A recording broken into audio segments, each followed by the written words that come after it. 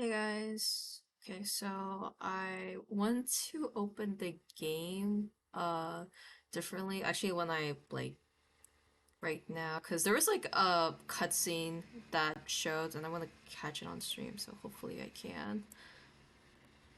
Okay, hopefully it goes through. It was able to play on OBS, so I want to see if I can get it now. Let's see.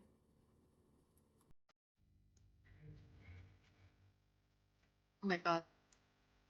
I hope it's showing on screen. It doesn't seem like it. Oh, it is. Yes. Yay. Smell prevails throughout. Oh, it's glitching. What's happening? Oh. No! Oh god. I didn't get the whole thing. I accidentally clicked it. Can I play that again? Is there a way I can play that again or not? Cause that looked really cool. I might have to like exit the game and play it again because I want to see the whole thing. I didn't get to see the whole thing yet. Because I was saving the whole animation for this stream, so I kind of skipped it. But we might have to play it again. I think it only plays when I first open the game, so I'm gonna do that again. Let's see. It's slowly exiting. Okay. But yeah, today we are playing Zato. There isn't that much I know about this game. I just know like the art style looks really cool, and I was like, oh man, looks like something I would play. I know there's psychological horror in this, so this is like technically a horror game. But I think it's mostly a mystery game, and it takes place in the USSR in 1986. So barely anything I know. There are some warnings that I will also look up right now. This is closing really slowly. Oh god, I might have to force code this. Oof. Does not happen usually. Close this program. Yeah, I close this program. I don't know if that showed. Let's see. Let's play that again. Okay, I'm gonna trust that it is gonna play. I don't wanna press anything and ruin the whole animation again.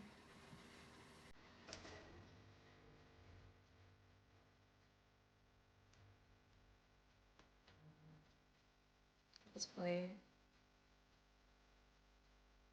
Is it not? Oh.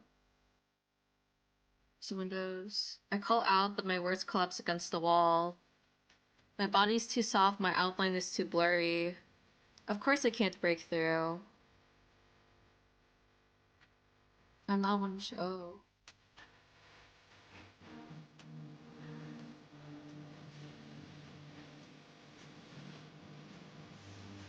I'm realizing this could be from the trailer. Oh. Rise, eyes, can't keep doing this. So these are all the four characters. Okay.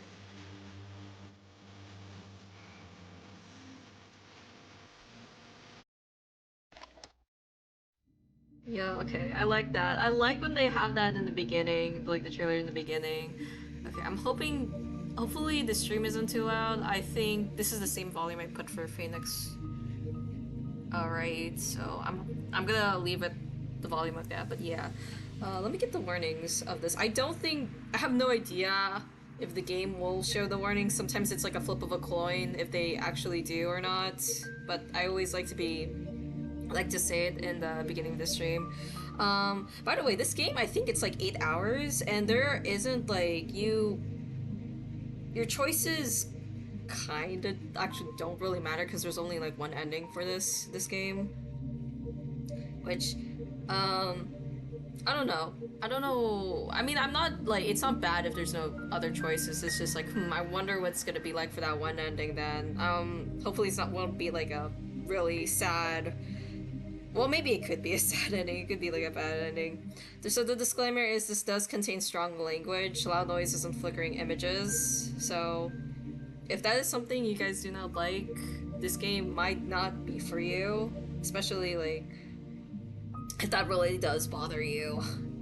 Um, I know that this game also, I think It does have talk about like some serious matter. I'm on the itchy page. It doesn't. I cannot find it on the warnings here. I have to go on the Steam page. Um, I got this on this game's also on like Steam, so this is the one where I got it on Steam. I don't know if it recently got on itch.io though. I wonder how long this game has been out, but yeah. Let's see here. Mm. Sorry for I'm quiet. I'm trying to find out the other information for this game. But also another thing I know about this game is that we are trying to find a missing girl. I don't know if we're actually friends though, but if but I guess we'll find out in the game.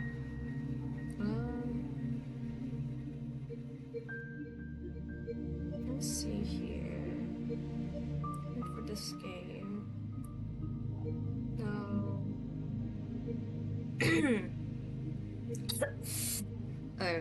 My throat has kind of been itchy for some reason, and I don't know why. Hopefully I'm not sick, but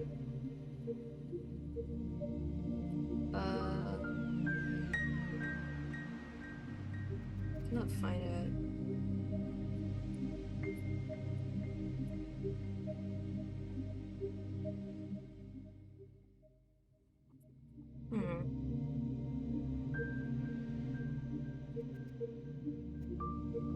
Visual novels.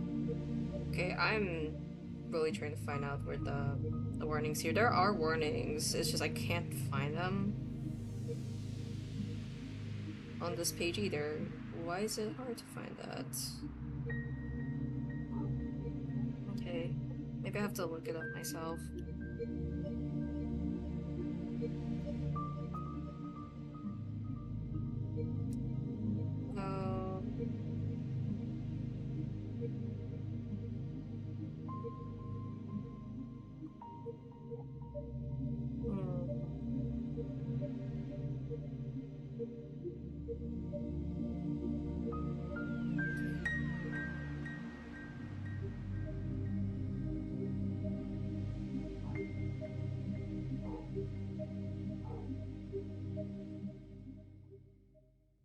Worst case scenario, I might have to like put this on like the warnings on the YouTube, on the VOD, YouTube VOD.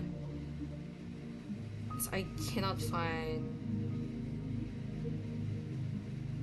I cannot find the warnings. I'm so sorry. Yeah, I'm so sorry if I couldn't find them. I'll probably have to put this on the YouTube page then. I mean, not YouTube page, but I might have to put it on the VOD. Unless the game will say the warnings itself. Or like, oh, wait, no, I already said the warnings, and it was just only that disclaimer, but okay. Anyways, let's just get started.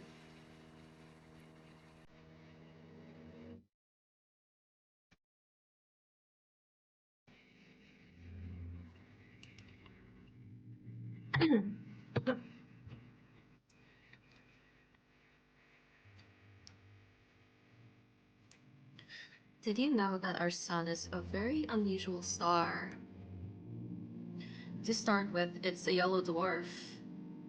Those constitute for just 7 to 10% of all the stars in the universe. It's an outlier even among those. Most yellow dwarfs are primarily covered with dark spots. The sun isn't. The majority of its surface is bright. In fact, it has 3 times the number of light spots than it does dark spots.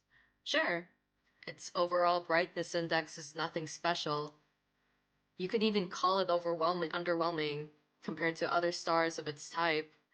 But even so, it works harder than most to shine as bright as it can. And I find that really cute.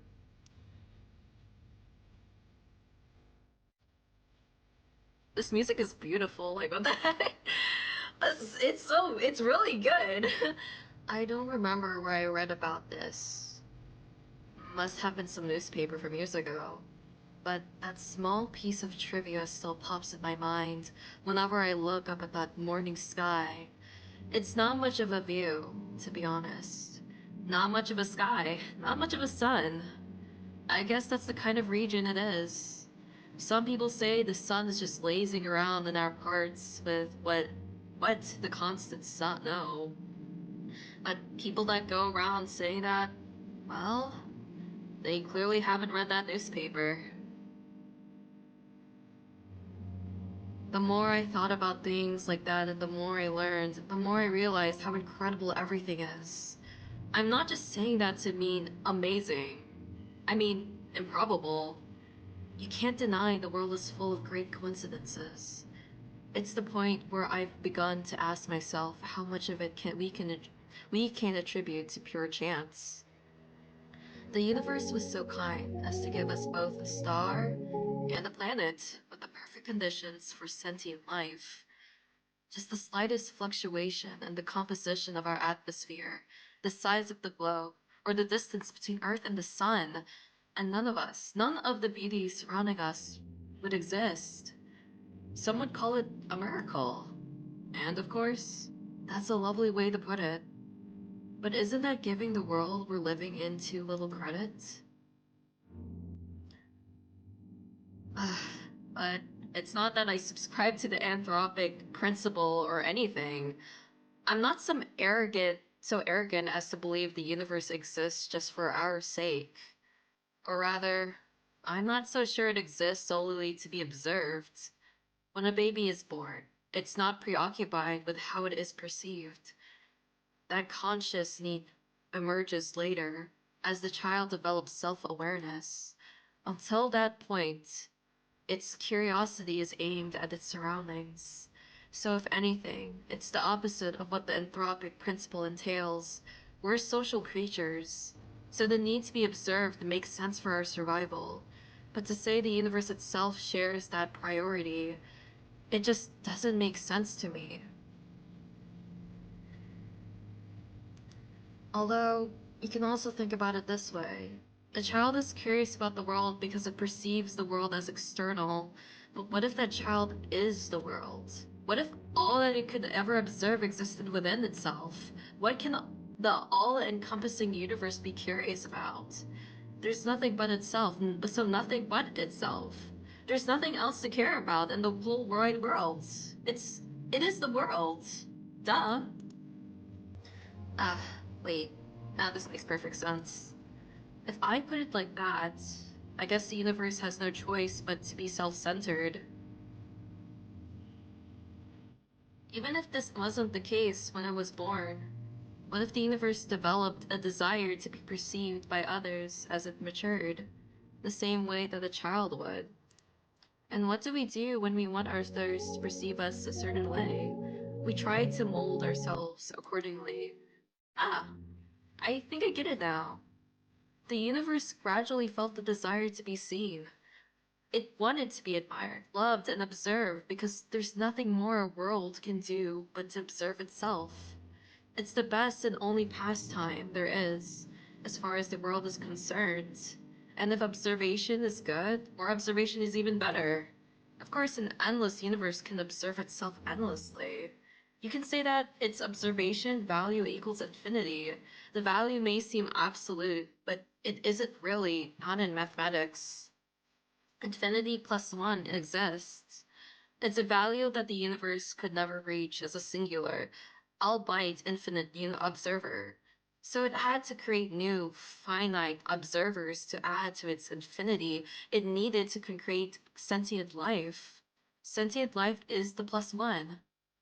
When I put it like that, it sounds like all of us are extras at the party. Oh, isn't that fun? This vast, mighty universe changed itself so meticulously to make new observers possible. It fine-tuned all of its systems so precisely, just to have us here. It worked so hard just to share its own one joy with us. Us, worthless insects. Oh no. Oh no, this can't be. That's cute. That's really cute. I should have expected this. I should have known the infinite universe would be infinitely cute. This world truly is wonderful, wonderful, wonderful. Ira Groshevskaya is missing. Oh, okay. I am going to butcher these Russian names. Also, that was like, okay, I know we just kind of ended like at a really sad part, but like that whole viewpoint was really cute. That was a very positive viewpoint, and I found that really, really adorable. Huh? I look up from my desk. A low hum runs through the class. Groshevskaya. What? Seriously? She's just skipping. Nah, she ran off with that one guy. You saw? No, but come on. You know she's like totally... Silence. The teacher taps her journal on the desk. Ira's parents filed the report yesterday night. Oh. That was... Okay. Might have to... Sometimes, never mind. They haven't seen her since she left for school. Another round of whispers. The teacher raises her voice. So if any of you have any information that might help in finding Ira, please report it to the teacher's office or the police after class. That is all. On to the lesson. A chair creaks in the back. Wait. You really expect us to just study like normal after hearing that? I saw him in the trailer. I'm wondering if he's not gonna be like a good person. Like he seemed like really annoyed, and I'm assuming he might be like someone he might be like sort of like an antagonist to us, but hopefully I'm wrong. Yeah. We're shocked, you know? We're worried sick. But that's a lie. Seriously, our classmate's missing. Look, he's smiling! Evilly! I don't like his look. Why is he smiling? Why is he smiling? Our friend, Urachka. The room fills with repulsive giggles. Cut it out. Garen, sit back down. The teacher's voice sounds just as dry as it did when she broke the news. She turns towards the blackboard to write down the date. We all know the situation will probably resolve itself just fine, so let's not act dramatic. If you have anything valuable to say, I'll be happy to hear it in the office. She puts the chalk down and begins the lesson. It's December 19th. A bird flies past the window.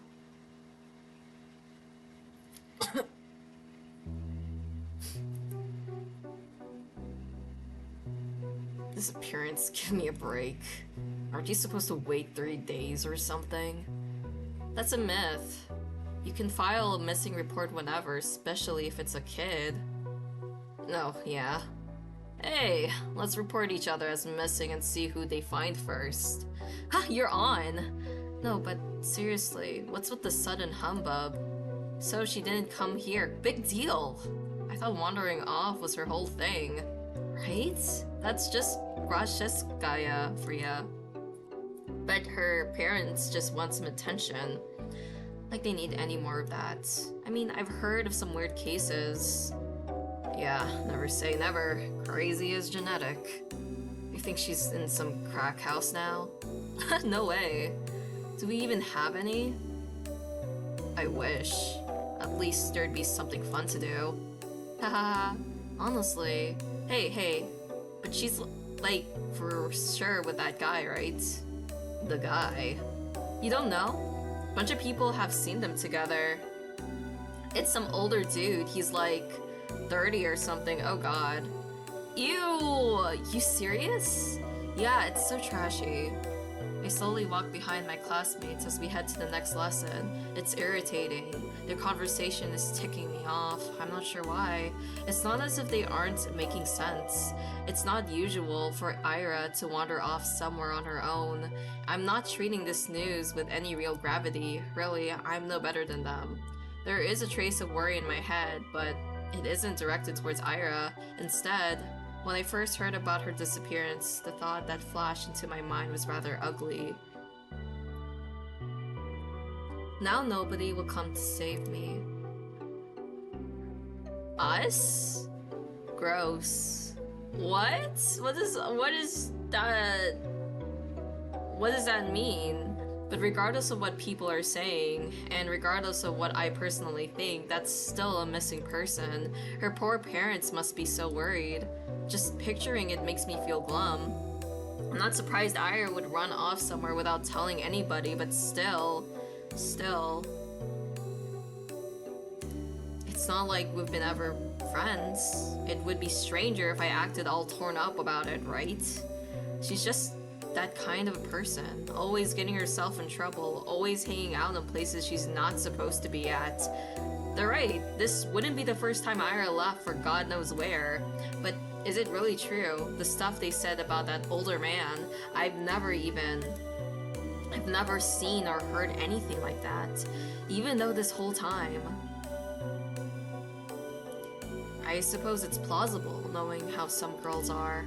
Even so, I'd never have thought Ira would be the type to be love-struck like that. Love-struck, huh? When I put it that way, then it's almost, yeah, it's most definitely cute. Not if it's actually a very an adult with her, I don't think that's cute. Ira in love, forbidden love too. I don't think that's cute, my guy. Wow, I'd never have guessed. I never took that girl for a romantic, but she is a girl at the end of the day. Okay, am I noticing that the text is shifting? I've never thought that girl for a romantic, but... Okay, I thought something changed, but I guess it just shifted. And she doesn't like those types of books, so perhaps she was planning to elope all along? I don't think so. Ugh, crap, it's all so complicated. I'm really torn on this, I really am. On one hand, it's super romantic. Such beautiful young love with no regard for what anyone thinks. It's so incredible. It's incredibly cute. But on the other hand, I'm really sad. It's selfish and it's dumb, but if Ira is really gone, it's like I've got nothing to hope for anymore. Why were we hoping for her? Hey, Shabina. Huh? You know anything about this? No? Why would I? Well, you two were pretty close, right? Their whole group chuckles. We weren't. No? No, not at all. Really? Really? I thought you two... Oh. What? They all erupt in laughter. We weren't. We didn't even talk. God, Vadam, you dumbass. Grashevskaya's screwing the old guy. She ain't like that. I don't know. Some chicks swing both ways. You'll never know these days. I don't. It's... look at her face. Chill out, Shubina. We're just kidding. Jeez. Yeah, it's just a prank, bro. It's just a prank. It's just a joke. Wow. Why are you getting so scared anyways? You really... Oh, you're really a lesbo or something? Oh, I'm not. They just keep laughing. What can I even say to that? No matter what I do, they just keep laughing. If Ira came in through the door right now and heard what they were saying, yeah, all hell would break loose. I mean, she only disappeared a day ago. She's probably just coming late today. She doesn't even know there's a missing report. Maybe she has already left her lover's place. Maybe she's trudging through our snowy schoolyard as we speak. No, she's already inside. She's already left her wet, puffy jacket in the cloakroom. And now she's going down the corridor, up the stairs to the left. That's right, she's coming. She's gonna storm in any minute now. Right, that's it. I hear her, I can hear her footsteps. She's coming. Ira's coming. No, it's like another girl or something. What's with that face? You look like you're holding in the shit. Haha, she is totally a lesbo. I'm not. I've never talked to her, I told you. The steps walk past the classroom. Now that they're closer, they sound like her at all. They don't sound like her at all. They never sounded like her in the first place. Well, maybe not with her, but like in general. Yeah, you don't have a boyfriend, right, Shubina? Why's that? Huh? I don't know. I just... Dude, look at her. Be real. Come on, don't say that. What, you wanna be her boyfriend? Hey, Shabina, wanna go out with Igor? With Igor? Oi. What? Come on, he's a great guy. Right, Igor? Like, I'm thinking of Persona 5. Remember, like, the Persona series, the Igor? Oh my god. You're a cheater, right? Piss off, man. I'm not doing this. Gahahaha. I bite my tongue.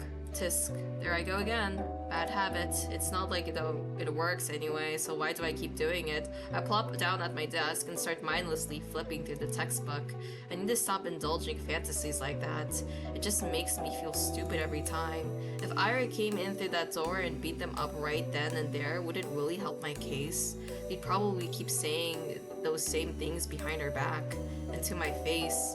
I guess it really would be for the worse. Yeah, I shouldn't have wished for that. If Iris saw that, it would just add fuel to the fire. So it's a good thing that she didn't interfere. It's a good thing, it's a really great thing. Huh, at least those guys don't bother me for the rest of the day. Everyone's too preoccupied with gossip. I can't focus on studying either. I keep thinking. Last time I saw Ira, the teacher says her parents saw her leaving in the morning, but she didn't show up to class. That part's nothing new. Ira has always had a bad attendance record, so I assume she skipped as usual. And went to see that man they talked about. Did she go to him right away? Because in that case yesterday evening.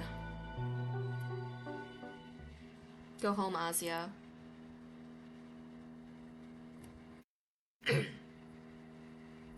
The teacher's office, was it? I'm kind of scared of going straight to the police. But I should probably report that. Not sure if it will be any help. And for some reason, the idea of telling anyone what I saw, something about it doesn't sit right with me. But there's no logical reason for that. I need to get over myself, sir. Sure.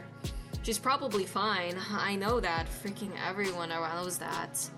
But if she's not, well, I'm gonna regret it big time. Oh, but I might also be tearing star-crossed lovers apart. No, tear them apart. Tear them apart, Azia. If Ira really ran away to be with someone who she cares about so deeply, away from society's ridicule, would it really be right to ruin it? Crap. I have to admit it. I'm also a little judgmental. I mean, it's really beautiful. I do believe that judging love like that is ugly, but whenever I start to consider it closely, I just can't brush off how much older that man is. I just can't. Ugh, I'm really no better than the rest. Wait, that's it. So that's why I don't want to tell anyone about what I saw. It must be the good in my screaming, don't ruin their good fortune. They're probably so happy together right now. It's none of your business. Gosh, yes, that must be it. That explains everything. Should I follow my heart then? No. Should I keep silent? No, don't follow your heart. Don't do it.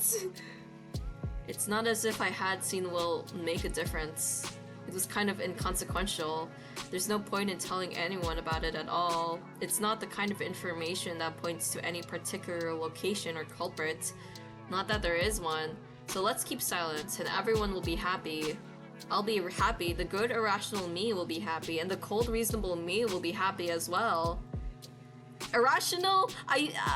Okay. Yep. Good job, Asia, you solved it. Oh god, as it sure is nice to have a clean conscience. Well, no need to loaf around here any longer. Guess I better head home. Counterpoints. Counterpoint. What if, and bear with me here, what if Ira is actually missing? Despite all odds, there's always a possibility that she is in danger. If there's even the tiniest chance that my report will help in finding her, then that info is worth providing. And if she really did elope with her beloved, then my testimony won't change a thing. It's worthless at worst. That's true. If I carefully weigh the pros and cons, then off chance of Ira being in danger and my words being the key to saving her makes for a strong argument. Whoa, my words being the key to saving her. Wow, yeah, that would be so amazing. And then I'd come and visit her to the hospital and she wouldn't know how to thank me. She'd say I shouldn't have she'd say, I told you to leave me alone, dummy. But then I just shake my head and respond, it's nothing. I'm just doing what I was supposed to do. What Sorry. No, I gotta come up with something cooler. I'll need to think about that. Wait. Why is she in the hospital? Do I hope Ira ends up in the hospital? Jeez, of course not. Okay. I don't need my freaking testimonies to save her. I hope my testimony is useless because she's already home. First calling home, telling her parents how happy she is with the love of her life. That's what I hope for. I just keep having stupid thoughts today. At least I know what I should do now. I wonder how close these two were. Cause like, we already know that Ira and her like spoke, I'm assuming, like enough times. We should have at least known that there was a guy though, cause if the students knew, how come we didn't know there was a guy? Right? Cause I wouldn't say if we didn't know, then it's most likely not star-crossed lovers, because she would have told us about, I think if she was our friend, right, she would have told us about this guy, right? Like, especially if we were her closest friend. But then again, we need to know how close they were in this relationship. At least I know that I should do now. I've made my decision. I'm going to the teacher's office. Where was it again? I doubt they expect anyone to come. It'll probably look kind of silly. Wouldn't be the first time. Well, who cares? Walking. You know, okay, that whole thought process of her like thinking that she should tell or she shouldn't reminds me of milk inside a bag of milk inside a bag of milk. Because I feel like the main character of that game kind of like overthinks stuff, and this is kind of what it's reminding me of. Walking down the staircase, to the right, down the hall. There, that's the teacher's office. Oh? A girl. There's a girl standing there right by the door. I think I've seen her before. It's she an upperclassman? Our town is really tiny, so is our school. If I were a better person, I would know her name. She turns to look at me. I'm not sure what she is expecting, so I nod a little. Is there a queue? A queue? To the office. Oh no.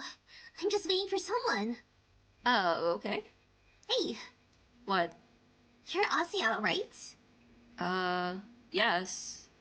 How did you know? It's kind of a loaded question. How do we know anything? Wah. I mean, it's not like we have lots of faces to remember here. You know me too, right? Sorry. Really? God, that's what I was talking about. It's not that I don't care to remember everyone's names, I just don't know where other people get them from. They say that in tiny cities like this, everyone knows each other, but that's just not true. We learn about the people outside of our immediate circle through gossip or common friends, but I haven't made any new ones since the day Tasia left. Who's Tasia? And gossip. Sure. Sometimes I overhear my classmates chatting about this and that, but I don't like listening to them. I don't like their voices, so I try not to pay attention to them. Wait, when I put it like that, it kind of does sound like my fault. My point is, when people regurgitate the idea of everyone knows everyone, the word everyone doesn't include me. The name's Marina. Oh, nice to meet you. Nice to meet you too. You got something to share about Francesca? How did you know? What do you mean? How we had an announcement, same as you. He told us to report to the teachers and all. I see. Does that mean you're reporting something? For some reason, I thought they only broke the news to us, Ira's classmates, but it makes sense they'd at least give the upperclassmen a heads up, just in case they happen to know her. Which means, you also know something about Ira? Yep. That's great. So, you talked to the teachers already? Sure did. Wow. And what did you tell them? Tisk. That's between me and the investigation. You can't just spout info like that out in the open, Asia. Most got ears. Oh, I understand. Sorry. Okay, well, you don't have to apologize. Crap. I'm making an awful first impression. Not only did I know her name like I was supposed to, but now I look like I don't know the first thing about vigilance. Who am I kidding? I really don't. I'll just go in then. Marina suddenly blocks my path. No, you won't. I'm sorry? You're not telling them anything. She gestures with her finger to the tact of each syllable. Why? Why? Because. A bad feeling stirs up at my chest. Please don't tell me it's gonna be the same thing as my classmates. Is this being because I acted rude? I didn't mean to. Well, I never mean to. I just can't help it, can I? We just met and I've already managed to mess everything up. Damn it, damn it, damn it! I desperately search for her face for signs of mockery, but weirdly, I can't find any. I've been waiting for you. Huh? Hee Surprised? Of course I am. No, wait. This has to be some stupid ruse. I'm going to believe this girl and then she'll just laugh in my face about it. I'm serious. Ira told me about you. Really? Yeah. Oh gosh, they talked about me? Wow. I'm shocked Marina is being so friendly as she is, considering the kind of description Ira could give. Wait, does that mean she's a friend of Ira's? For some reason, I never thought about her having any, at least not any at the school. It was really presumptuous of me. I wonder how Ira is like when she was with friends. I know you saw her yesterday. I figured you'd want to report it, so I ran here as soon as classes ended. I guess it'd be easier to catch you between lessons, but I get so caught up in all of those stupid rumors. It kind of slipped on my mind. She knows? But hey, what matters is that it all worked out. So why are you stopping me? Uh-huh. Well? Marina looks around the empty corridor before lowering her voice. If you tell them about yesterday, it'll make everything worse. Huh? Let's not talk about this in front of the office, okay? Come on, let's go. She takes a step back and beckons me with her hand. I'm not sure what she has in mind, but it doesn't seem like a prank. Still, wait. I know Ira's probably fine, but isn't it better to play it safe? The faster we share we know with everyone, the... Quiet, you! I just said that we shouldn't talk about this stuff where the adults can hear! Wah! Marina grabs my hand and starts dragging me down the corridor. She's not exactly being quiet either. All of my stumbled protests sound so weak, they might as well be white noise to the other girl. Yes, I spent half the day doubting whether I should report at all. So what? I carefully examined my options and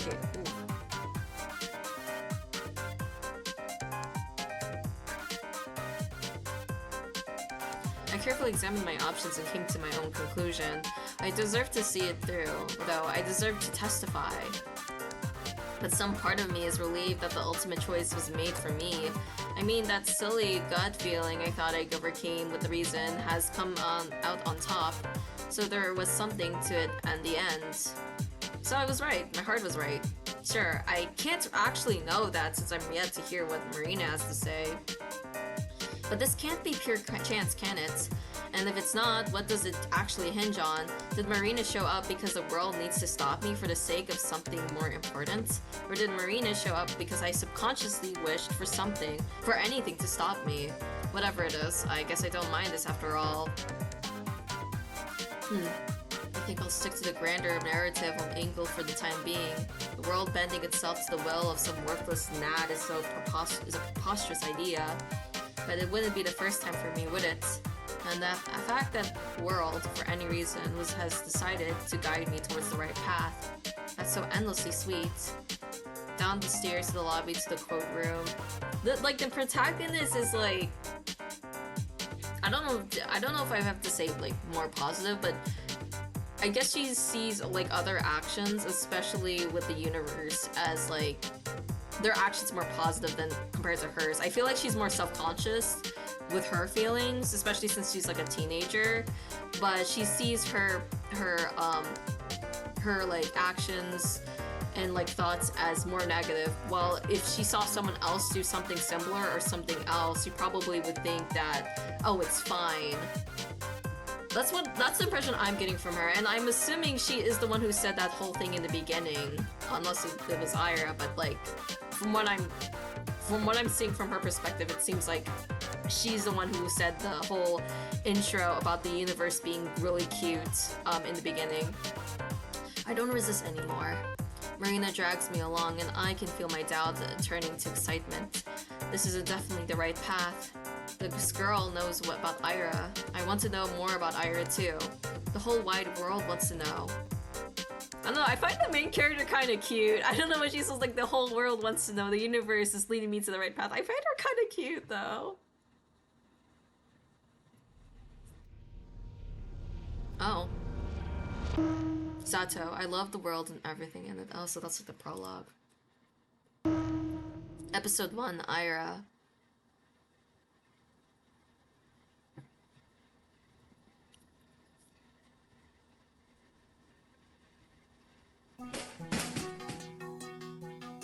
What the hell is your problem? Everyone is looking from Ira to Garen to the chair that just crashed on the floor next to the boy, barely missing him. Huh? Grajewska, the fuck? Is she insane? Somebody called up a teacher. Not paying any mind to the commotion that has filled the classroom, Ira storms towards Garen. Her face is contorted with rage. Before he can react, she rips the notepad from his hand and slams it onto my desk. I hastily grab onto it. Read that again and I'll kick your teeth in. Huh? Are you nuts? Ira doesn't respond. For a second, she just glares at him, then turns around and stomps back to her desk. The classmates who caught up in the laughing fit just a moment ago are now watching her in silent bewilderment. They scoot out of her way as she retrieves her bag, then heads towards the door. Crazy bitch. She ignores him. Francesco, where are you going? Bump. Hey! Ira forcefully pushes back past the teacher. You! Francesca! What do you think you're doing? Your parents will hear about this! Her threat falls on deaf ears. Wonder what was on that note. Everyone knew Grashevskaya. She always been like that, I think. No, not throwing chairs around. Arya had no regard for the rules that everyone's supposed to follow. I guess they call someone like her a problem child.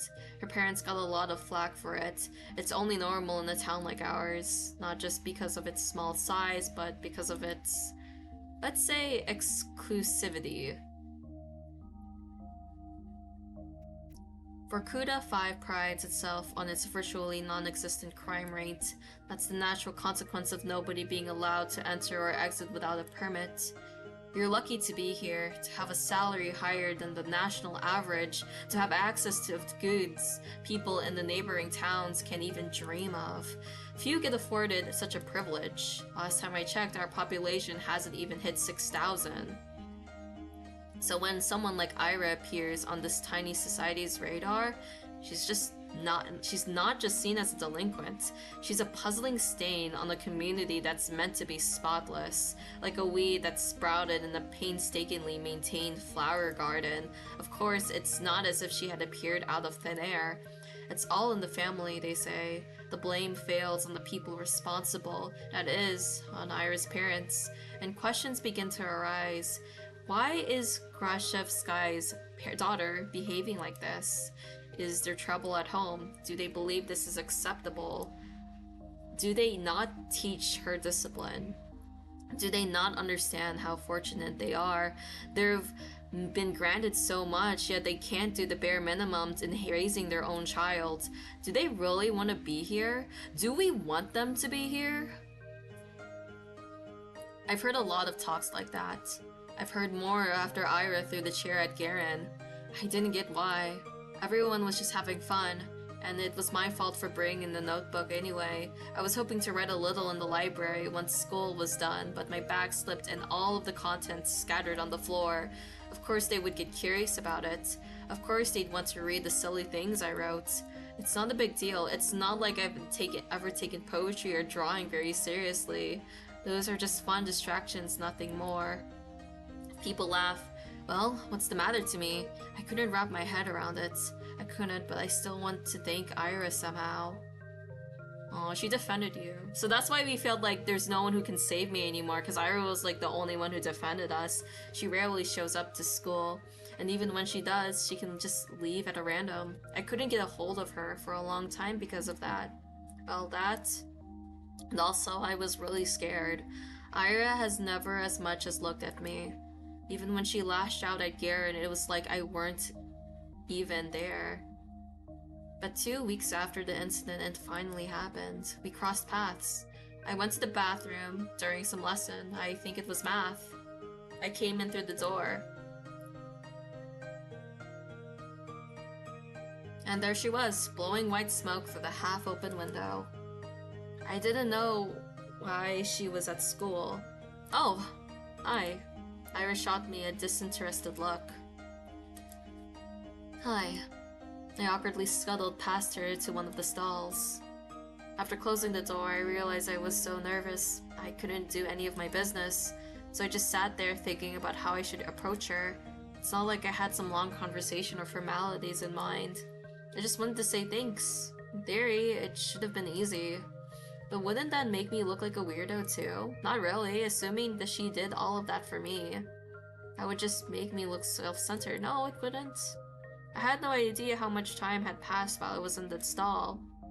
Maybe 5 minutes, maybe 20 seconds. But when I heard what sounded like her getting off the windowsill, I swung open the door. Wait! Huh? I froze up. She stood next to the window, bag in hand. The cold draft wafted through her hair. I had to say something. I got this rare chance. The world gave me this rare chance to tell her what I wanted. What am I supposed to say? Thank you? Yeah, thank you! Yeah, literally, thank you! After I just stumbled out of a toilet stall. What? You want to thank her? What? She raised an eyebrow. I just stood there with my mouth helplessly open, as if I just gone mute, as if every word in the Russian dictionary got wiped from my brain. Whatever. No, wait. Please. I took a step towards her and she jolted away like I were a leper. I didn't know what I should say or ask, I just knew I had to say something, even if it was the first thing that popped to my mind. What? What the hell do you want? Isn't it cold? Huh? The windowsill. When you sat smoking there, right by the window. I thought, weren't you cold like that? Huh? She blinks. Not really. Maybe a little. Thought so. Anything else? No. I mean, yes, I'm sorry that you got in trouble. Huh? Well, I figured you. I heard you got into a lot of trouble after that. You know, when Garen read my stupid poetry. I'm sorry for that. She eyed me for several seconds, which to me felt like an eternity. She then sighed and slowly flipped her hair back. And why are you apologizing? That had nothing to do with you. Huh? Well, I guess not. His voice was getting on my nerves. I see. I looked down at the tiled floor. I knew that was the case, of course. It's not like I was hoping Ira jumped in to defend my honor or anything of the sort. I wanted to thank her regardless of intent, but no matter how hard I thought and tried to word it, everything just came out sounding awkward or wrong. You know what I'm thinking? I'm thinking we don't actually have any friends. And like this one moment where Ira is defending us, I feel like maybe like, oh, somebody like seems to care for us ever since that one friend left that we just mentioned, like Toy. Her name was started with a T. I might have to look back at how to pronounce it, but maybe we're just really excited to see like, oh, new friends. Maybe and like we want to like thank her for that, and we're just really bad at thanking her. Why does this always happen? The soles of her boots squeaked against the floor. She spun around and walked towards the door, and this time I had no attempt to stop her. Your poetry isn't stupid. Huh? Slam. Oh, she read it. I stood there dumbfounded. Did she just say that? Did I hear it right? Your poetry isn't stupid. Does that mean she likes it? Ira likes my poetry. Ira Grashevskaya. The bell rang and snapped me out of my short-term stupor. I shook my head. Right, I needed to get back to the classroom. I doubted Ira was going to be at the next lesson. I washed my hands from nothing in particular. Oh. Besties. Well, not besties. We weren't really besties. I guess we were acquaintances. Weeks passed. My life didn't exactly change. I went to school the same way. I sat through the lessons, then went to the store, then to the library for a walk, and then when it got dark, I headed home. Day after day. Huh? My notebook. Just left to get a snack after the cafeteria. Where did it go? Oh, Shubina. We borrowed your homework for a second. You don't mind, right? It's fine. Thanks. By the way, is this supposed to be you? He lifts a scrap of paper up to me. Oh no, I forgot I left it there. No? It's just a drawing. Yeah? You sure? It really looks like you if you were pretty. It's not me. Whatever you say. Sometimes my classmates joked around with me. Whenever that happened, my thoughts involuntarily drifted to Ira. She still attended classes, albeit irregularly. She always vanished during breaks, and I don't know where to, and I wouldn't dare ask. Something told me she'd say, "None of your business," if I did, and she'd be right.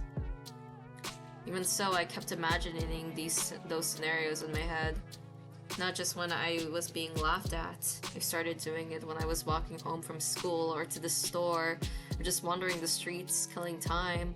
I kept thinking about how funny it would be if I bumped into Ira, thought how interesting it would be if we talked. I even tried to stay out longer. I started to take new routes. It's embarrassing to think about it now, but... Ira! She just walks past me in the corridor. Not even a nod, not even a look in my direction. I guess I don't exactly stand out in a crowd, but... No, it's my fault for mumbling. I should have spoken louder, even though it took all of my courage just to muster that much. Even though I definitely think she should have heard it. Hey, Vadim? What? Remember when I gave her you 50 kopecks? Can I have it back? Huh? 50 kopecks? When was that again? Last Friday. Jesus, you remember things like that? Can I have it back? Man, I don't even remember taking it. You sure you're not making this up? Maybe you gave it to someone else. No, it was you. Jeez, I don't freaking know. It's half a rubble, Shubina. Who gives a shit? Why do you care so much? So petty. You probably just lost it or something. My eyes keep snapping to the doorway. It's empty, of course. What am I waiting for? Even if she showed up, what would she do? Mug him in front of everyone? Hehe. That would be really funny. Hey, stop thinking that. Maybe he really did forget.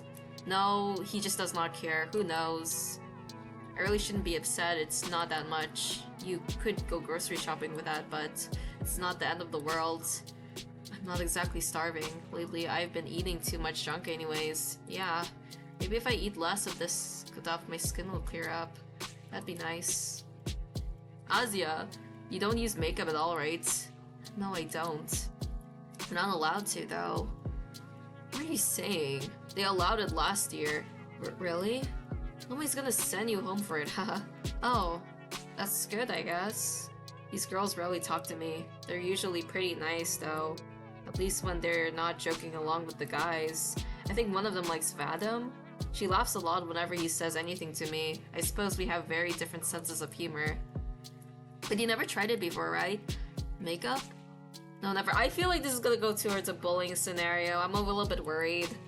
Seriously? You're like 15 already. 14. Same thing. You gotta learn to do it at some point. Especially with that complexion. Well, I'm not really... Hey, how about we help you out? What? Yeah. Just some light makeup, you'll see what it's like.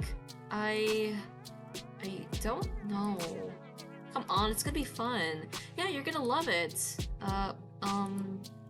Alright, but... Yay! Come here then. Oh, they're gonna give us, like, most hideous makeup ever. I don't think people do unpleasant things on purpose. Nobody wakes up in the morning with the goal to make somebody feel bad. I really believe that. If someone is doing something hurtful, they don't fully understand it. So I shouldn't wish bad things on people who don't really know they're being mean. I shouldn't wish for Ira to appear and interrupt them, or to scream at them, or punish them, or anything. I can still hear everyone laughing as I run out to the corridor. I'm covering my face. I don't need any teachers seeing me like that. At least the toilet's closed so I can wash this mess off. I'll cook it. The toilet!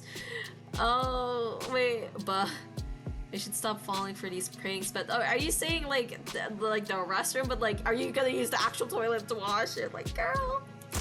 Bump. Sorry. I lift my face up without thinking. Oh no. Ira. The hell?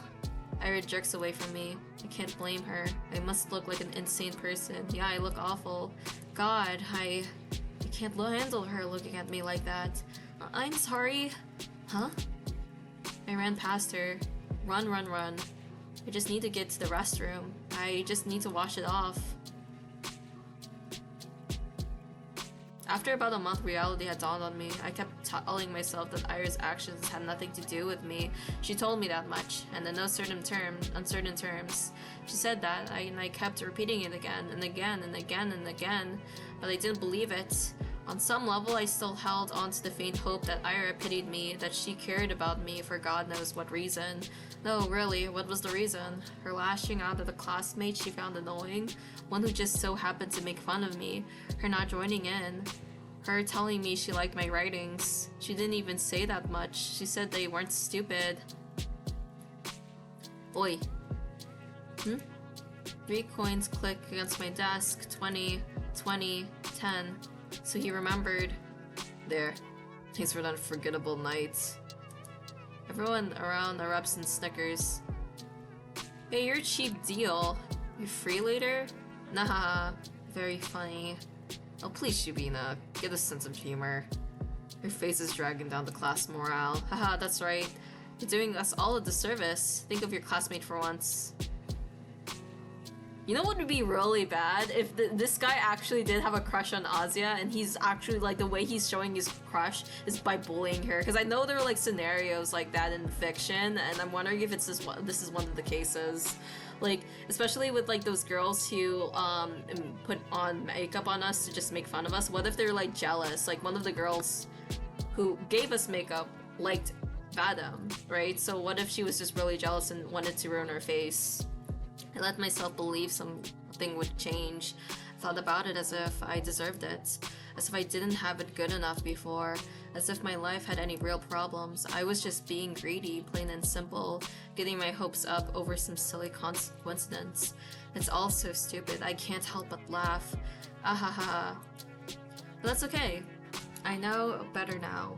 I was being ridiculous. It's shameful to admit it, but better late than never, right? I got a little too caught up in my own little world. And hey, even if they didn't amount to anything, I can still appreciate those little encounters with Ira for what they were, brief but wonderful moments. I could reminisce fondly about the one time I looked out and saw Garen all scared and confused. Aww. She just wants a friend, girl. She wants someone to defend her. Or that one time somebody gave my work a compliment backhanded as it was.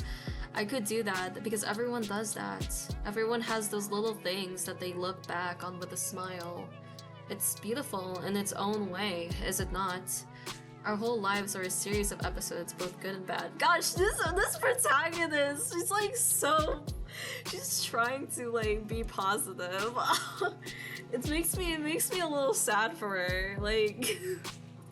It doesn't matter if they grow into a bigger story, because each moment has a lot of merit of its own.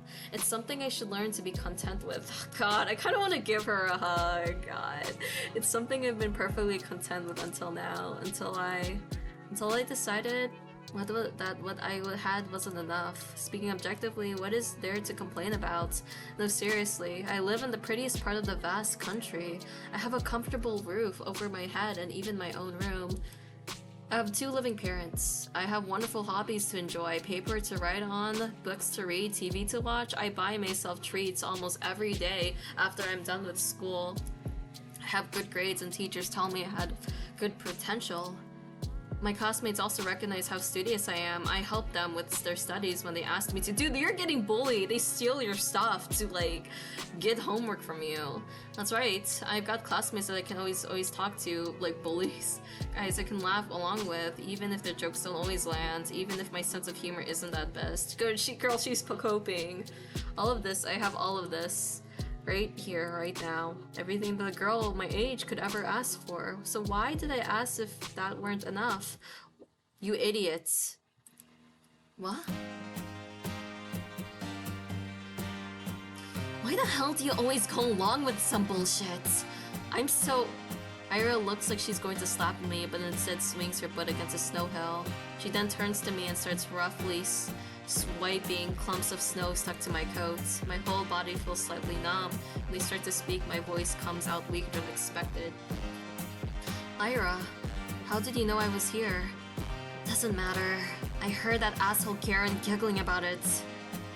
Can you stand? Yeah. I clumsily get up, my limbs feel rigid. I know you shouldn't sit on concrete when it's cold. I wouldn't normally, but there was nowhere else to sit near the school's back entrance, and my legs were starting to get tired. I half-heartedly shake the snow off my skirt and tights. The flakes fall gently on the ground below. I look at Ira. Her face is... The word concern flashed in my head, but I've already learned I'm not good at judgments like that. I shouldn't be presumptuous, it's a bad habit of mine. I shouldn't flatter myself, I shouldn't, but the question escapes before I manage to cut myself short. So why are you here? What do you mean, why? I told you Karen was bragging about slipping you that stupid letter. No, that's not what I'm talking about. Well, this doesn't have anything to do with you, does it? As soon as I say that out loud, I realize I messed up. I really did. Now she's going to punch me. Ira's going to punch me for real. She's going to punch me and then never speak to me again. I don't even say sorry, I just brace myself for the incoming blow. Physical, verbal, I don't care. I've earned it. No, not really. It doesn't concern me at all. It's just annoying. Is that so? Yeah. He pissed me off. And you pissed me off too. I don't freaking get you. You knew it wasn't real. There's no way you believe that, right? Right? I didn't believe it. I'm not. That's stupid. I looked down at the moist and crumpled letter I forgot I was still holding. It's the oldest trick in the book. A love letter prank, really. Who would fall for that? I stare at the shriveled up piece of paper and something about its whole existence feels extremely sad to me. You wanna burn it? Huh? I have matches. Oh. No, thanks. It's wet anyway. I fold the letter and shove it into my pocket. It will get damp inside, but I don't care. Can't throw it away. I think confession is still confession in the end. Those words didn't choose to be written sincerely. It's okay. Even if this whole thing isn't real, I met Ira today. Ira came. After all these weeks of praying, Ira came. Thank you. I smile at her. Even after I said I had come to terms with it, no, right as I was saying it to you, to myself, to the world, I knew that I was lying. I couldn't throw away that last dumb scrap of hope I had. That small involuntarily thought that crept into my mind whenever I felt slightly lonelier than usual. Even if it took so long, she finally came. I didn't do anything, really. Flustered. Iris flustered. Is she flustered? Really? Haha, that's cute. That's just so cute. Huh? What's with you? Oh, right. I'm grinning like an idiot. Sorry. I'm fine. Whatever. I'm going home. What? Already? Ira gives me a quick once over. You. Take care.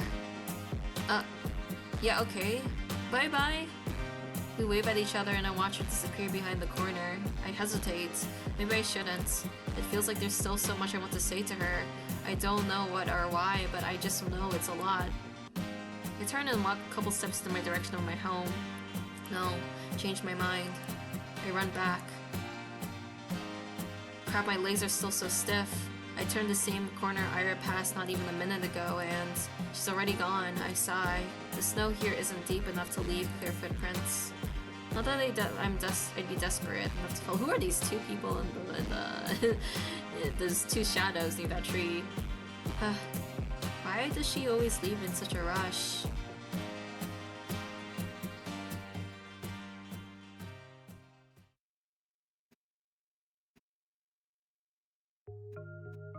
It's okay.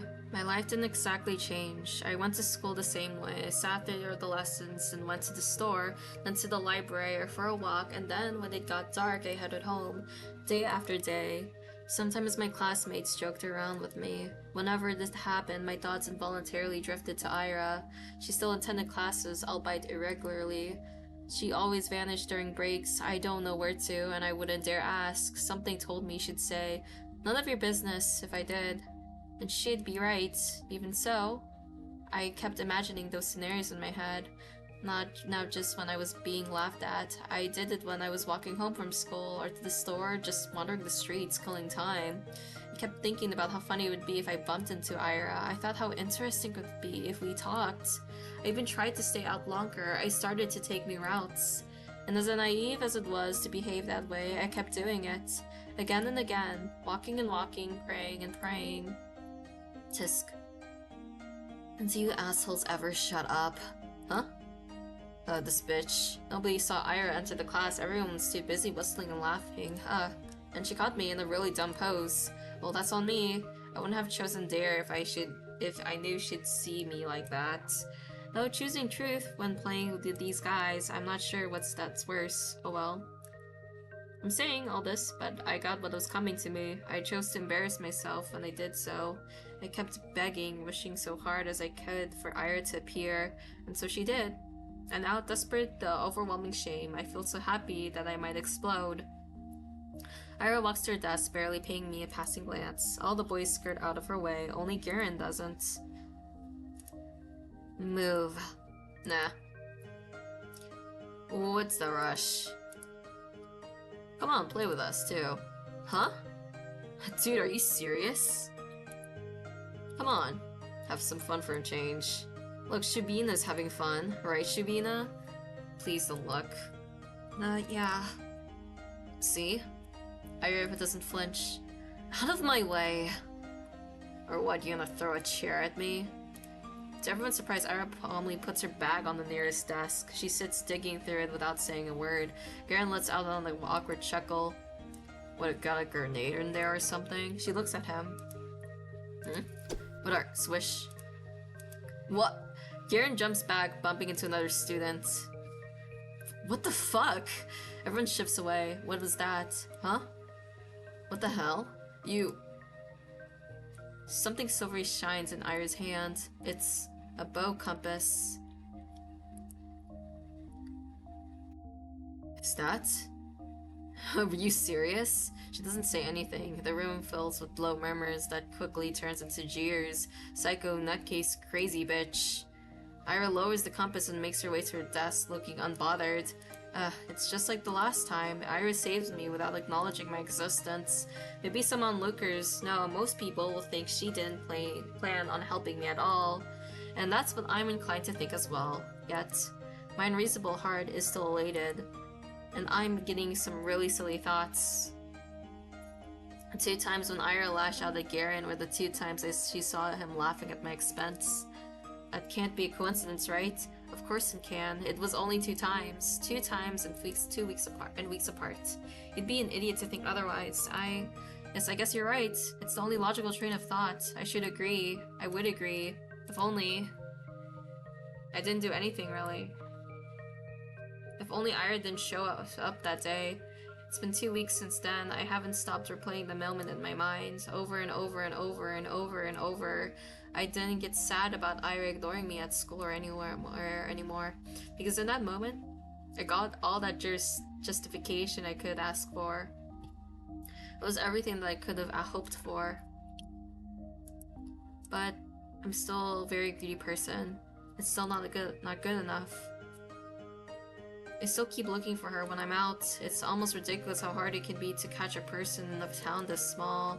So at some point I started to wonder. Saw my classmates regularly just out and about, strolling along the main street, at the country yards, or the courtyards, bleh, at the community center, at the store, at the cafe. They weren't hard to run onto. But it was as if Iris spent all of her free time at home, which could be the case, but didn't sound like something she would do. From what I heard, you would assume she didn't have the best relationship with her parents, spending hours on end in the home like that every day, though I really doubt that. The other, more probable option was that she preferred the outskirts. Maybe she didn't want to be bothered. That sounded like her. Well, despite that being highly likely, I was hoping to do just that, bother the heck out of her. I felt almost brave about it. Ira could totally get pissed. She could push me away. She could even attack me. Whoa. But for some reason, I really didn't think she would. My breath halted.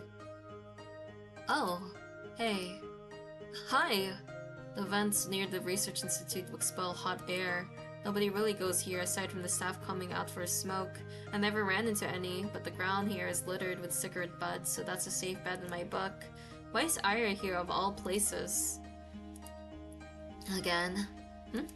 How many times can you buy into these stupid pranks? They seriously sent you all the way here. What? No. I didn't get any letters after that. I'm just taking a stroll. A stroll? Here? Yeah. Okay. Ira gives me an incredulous look. Do you like smoke? No, I don't. Why? It's a smoking area. Yeah. I know that. You wanna try then? What? Smoking? No, thank you. Okay. She shrugs. Buh. Awkward start. I can't let it end here. I need to just... and what about you, Ira? What about me? Why are you here? Were you at that institute? Yeah. Something like that. Something like that. My mom works here. She forgets her lunch sometimes. Oh. Oh! You bring her lunch? That's what I said. That's so sweet! Eh? I mean, it's really nice you look out for your mom. It's whatever. It's not. I know it's not. With all I've heard about her family, the fact that she still goes out of her way like that, it's really amazing. The thought of doing something like that for my parents has never crossed my mind. I mean, if I were told to deliver something, I would. But Ira's different. She wouldn't do something just because she was ordered to. She'd have to really care about it. Crap. That proves it. Ira and I weren't cut from the same cloth. When I spend my days looking for excuses to stave off the minute I have to come home, Ira is cooking, packing lunch, and carrying it to the edge of town. That goes against everything I've heard, but it makes so much sense. That's why I never see her on the streets. That's why she doesn't have the time to sit at the cafe. That's why she doesn't idle away at the community center. That's why she's such a caring person. That's why I'm such a piece of trash. No, she only said her mom forgets her lunches sometimes. Lunches are prepared in advance. It doesn't take long to get to the institute, even if you walk from the other side of town. Yes, that's true. She'd still have plenty of spare time. This doesn't work. This explanation doesn't work.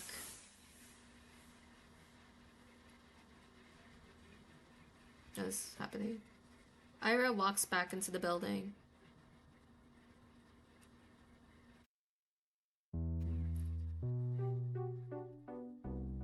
Do I really need an explanation? It's none of my business.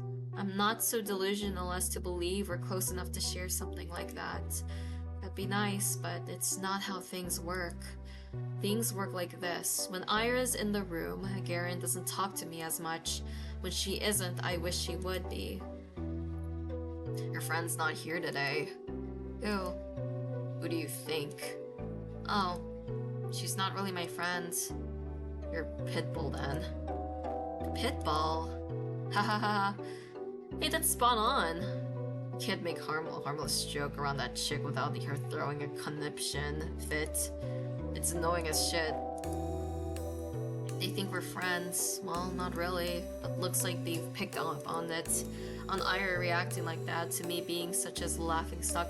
Maybe, like, why she's so upset by, like, our bullying is also maybe it's related to something that she's going through right now. Hopefully not, like, with parents, but with something. Like, she's probably seen, like, someone being bullied before besides us, or she's being also in the same situation, but instead for her, she probably fights up. Ira probably fights, like, back compared to us. So it wasn't just me. It's not just my wishful thinking. Haha. That's nice to hear, even if I still don't know for sure. It's the most comforting thing I've heard out of Garen's mouth to date. At least she barely shows up. Yeah, they'll probably kick her out before New Year's with that attendance record. Good riddance. That's right. I can't possibly be meeting the minimal attendance requirements. I don't know about her grades, but... Wait, I don't think they can expel her. Huh? Why not? We're the only school in town. Where else is she going to go to? Damn. Good point. Phew. Well, her parents can just send her away. You mean to another town? Yeah. To a relative or something. No! Oh man, now that you say that, everyone pretend to be surprised when that happens. No. No. I hate that they're right. I hate that I can see that happening. Everyone talks about it. How Ira is a nuisance to her household. It's been like that for a long time, but still she forgets her lunch sometimes. It can't happen. No. It can't. It's not fair. It's not fair. They can't send her away. She can't go. She's so nice. She cares. She does. Maybe not for me, but for her family. Why would they send her away? That's just too cruel. They can't do that. If they do, then it will all be over. If they do that, I won't... We just started. I don't know what. Can't even call it talking. I don't know what it is, but that doesn't matter. Even if she just tolerates me, even if she doesn't want anything to do with me, I don't care. This can't happen. This physically cannot happen. I raise my head and look out through the window. The snow is falling lightly on the yard. The dark pine branches sway under its weight.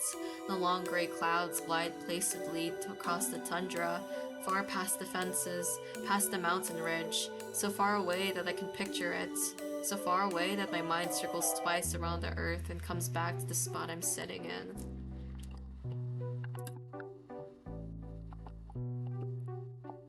This world is way too gentle. It's been too kind to an ungrateful brat like me. So if I've earned the world's good graces, why can't a person so much more deserving to do the same? What does a person like that have to do? And is there anything about that I can do? A bird flies past the window. Ira. What? I'm really used to seeing up all my luck these days. Ira sits smoking in the girls' bathroom just like she did when I first talked to her. Some snowflakes blow into the room and stick into her hair. It's gotten colder. Maybe you shouldn't sit so close. I know you don't like going to class as much, but you can really get kicked out like that.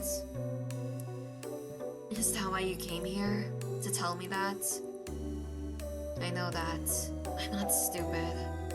I don't think you are. Do you just really not care? Everyone says that you'll get sent away. That your parents will send you to live with a relative. Is that true? Probably, yeah. Of course it's true. I knew it was true when I asked the question.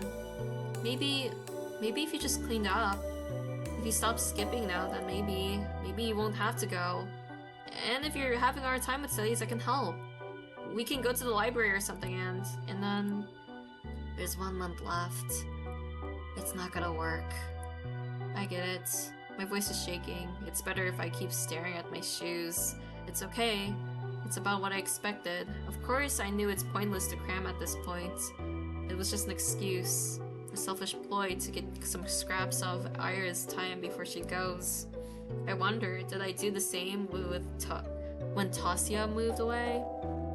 It's only been 3 years, but now I think about it, it's all so hazy. I was so very different person then, I'm sure. At least I probably didn't humiliate myself like this. Hey. Thanks. No, I didn't do anything. It was a dumb suggestion. It was nice of you. Haha. Nice. Right. She doesn't know. She thinks I'm doing this out of the kindness of my heart. It's just not fair. She really is too good of a person. Are you not going to the toilet? Oh, actually, since you're here, have you seen anyone hiding a diary nearby? Diary, yes. You know, the one we use for classes. Maybe you've seen something like that lying around? Ira's expression darkens. Don't worry, we were just playing a game. I guess the guys got a little carried away. I've checked the whole class in the corridors. It's probably somewhere really obvious, but I'm just no good at that kind of stuff. When I hide Igor's pencil case, they found it right away. She throws the cigarette butt out of the window and hops up the windowsill. Without saying a word, Iris storms past me, but I grab on the edge of her dress just as she was about to leave. Wait, I said it's fine. We were playing a game, really. Please, don't get into more trouble because of me. I wasn't going to, huh? I have an idea where it is. It was Garen, right? No, Shurikov. Same difference. She walks out of the corridor, I tag behind. I'm not sure what place Ira has in mind, but it becomes immediately clear when she makes a sharp turn to the right. Wait, serious. She swings open the door to the boys' restroom and loudly marches in. Some poor guy tumbles out, almost colliding with me. Sorry. We're sorry. Oh my god. He turns and shakes his head at me in disbelief. I mean, what's there to say? Girl, it's not your fault. It's the guys' fault. I follow Ira in the bathroom. The smell is so much worse in this one. I look around and see Ira's hand reaching above one of the stalls. There it is. My diary, right by the tiny window at the top. Oh my gosh, girl, why do you bring your diary to school? I'm assuming she was peer pressured or something, but that's horrible. Ira steps on the toilet bowl. Please be careful. I'm fine. She grabs into the flush tank and secures it away above. Then, using it as an anchor, she reaches for the windowsill. Catch. Hup. I clasp the diary in my hands. It's really been here all along. I look up at Ira, who's now awkwardly trying to get down. Oh, thank you. Yeah. What? Bam. Ira almost loses her balance, but jumps just in time. Bowl makes a loud clang as she hops off. Whoa. Are you okay? Yeah. Let's get out of here. You think it's broken? Don't know, I didn't see anything. But why wouldn't I be in the men's toilet? Gross. Why would I? It's like, I see. Oh, they're gonna like frame them or something. Thank you again. How did you know it would be in the boys' room? You think Shurik would go into the ladies' room? No, I suspected they put it there. I just didn't have the courage to enter. You can't keep doing this. I know. I should have checked for there from the start, instead of running around the whole school like a... No. You can't keep going along with it. It was just a game. It wasn't. No, really. We were just playing around. Bullshit. You know damn well what they're doing. They're not your friends. I never said they were. Then why don't you tell them to piss off? For once in your life.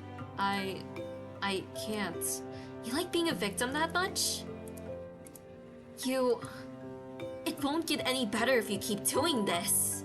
It'll get worse. It's not that bad, and I wouldn't.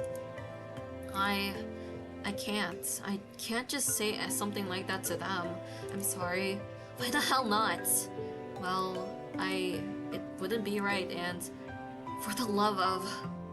It's not like I never tried it before, but when I say something, they just make fun of me, and nothing changes. So freaking what? Who cares that they say what they say? They just don't bother with them. I'm not like you. I can't just do that. I can't act like I don't care when everybody's laughing.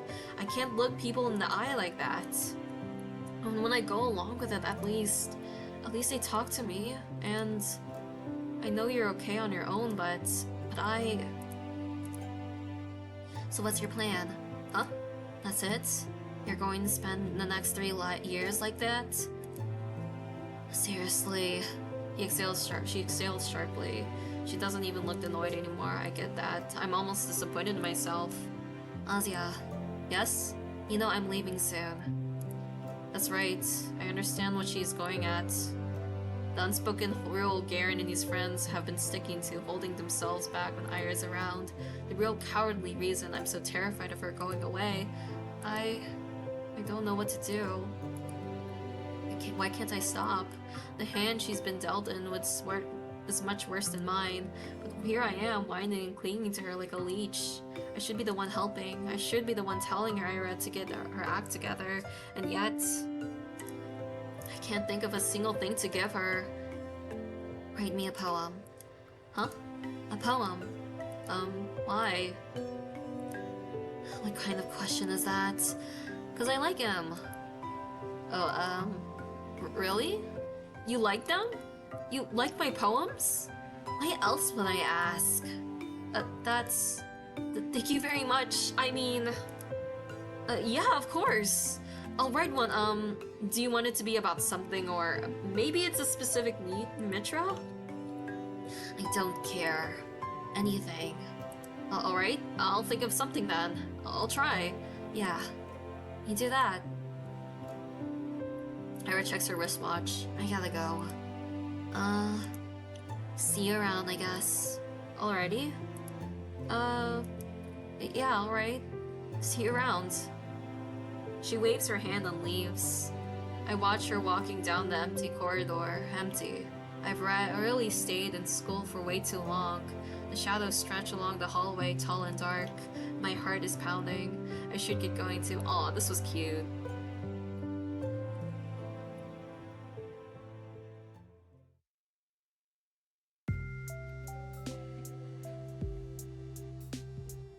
My life didn't exactly change. I went to school the same way. I sat through the lessons, then went to the store, then to the library or for a walk, and then when it got dark, I head home. I'm seeing like that pattern where like my life at school did not change. That's probably gonna be a lot of, like gonna be repeating more and more often. I headed home day after day. Sometimes my classmates joked around with me. Whenever that happened, my thoughts involuntarily drifted to Ira. She still attended classes. She vanished during breaks. I never asked where to. I kept imagining scenarios in my head, not just when I was being laughed at. I did it when I was walking home from school or to the store, or just wandering the streets, killing time. I kept thinking about how funny it would be if I bumped into Ira. I thought how interesting it would be if we talked. I even tried to stay out longer. I started to take new routes. And as naive as it was to behave that way, I kept doing it. Oh. Ira! Hi! What are you doing here? Ira points to her cigarette. Oh, no, I mean... And what are you doing at the center? Came to return some books. Oh. So, you go to the library. What were you reading? Stuff? You don't want to say? You won't like it. Huh? Why not? Ira looks like she's really weighing down the pros and cons of exposing to her taste in literature. Did she really read something she shouldn't? Maybe she thinks it's dark or crass for someone like me. It's kind of unfair though, isn't it? You know, the other week I finished The Plague by Camus. Never read it. It's about a physician trying to save a town from an epidemic. It's very visceral, but I enjoyed it a lot. Not sure I agree with the message though. Yeah? What is it? It was, basically it's the evil is an inherent part of life. You can try warding it off, but it'll never be for good. And even if you do good things at times, crisis, there will always be some greater force spiking your guns. Yeah, sounds about right. Huh? I guess there are some okay people in the world. but there's a lot of more dirtbags. Really, that's a pretty depressing way to look at it. That's how it is. I don't know if I agree. At least I've never met someone I'd call a dirtbag. You serious? Garen's right there. Garen? Well, he's not that bad. Uh-huh.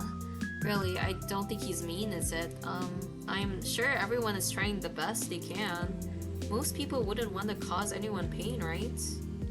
I think that's something Camus and I agree on. Yeah, right. If everyone's so nice, where's all the greater evil coming from? You think it's some natural phenomenon? No, of course not. There are things we perceive as painful in the moment, and there are really horrible, awful things happening every day, but I don't think it's right to call them evil. Evil's intentional. Those things don't come from bad intentions, sadness, loneliness, misunderstanding, fear, but not evil.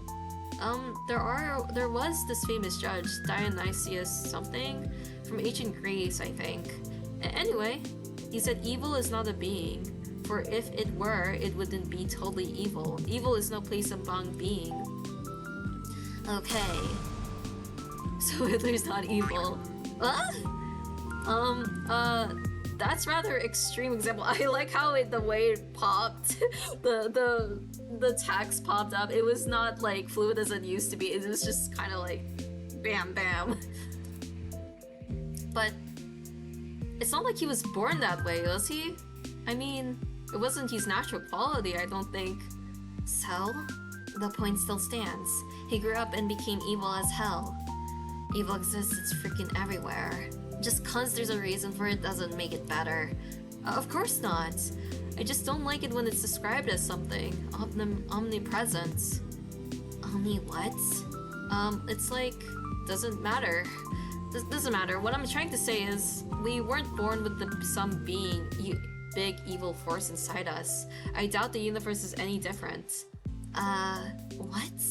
The universe ain't a person, of course it's different. Well, yes, it's not, I know that. But it is a kind of being, right? I mean, since every being is pure by default, so is the universe. Because it's the idea of being itself, right? And, I'm not making sense, am I? You're not. Sorry. It's whatever. All about what I expect. What does that mean? You're weird. You say weird things. For a second, I feel a lump rising in my throat, but then I realize something. Ira doesn't look annoyed with me. In fact, it's like she's not repulsed by me at all. I don't really get it, but it must be nice being able to think that way. Like everyone's good deep down. Like nobody would ever hurt someone on purpose. That's a sweet world you're living in. How do you do it? If I were you, I'd be angry as hell. Aren't you pretty angry already? Angrier. Whoa. Even angrier. Yeah. I'd be 100 times as pissed. Scary. You bet. I imagine Ira throwing 100 chairs flying towards 100 Garens, chairs flying, bow, compasses swinging. Ira's like a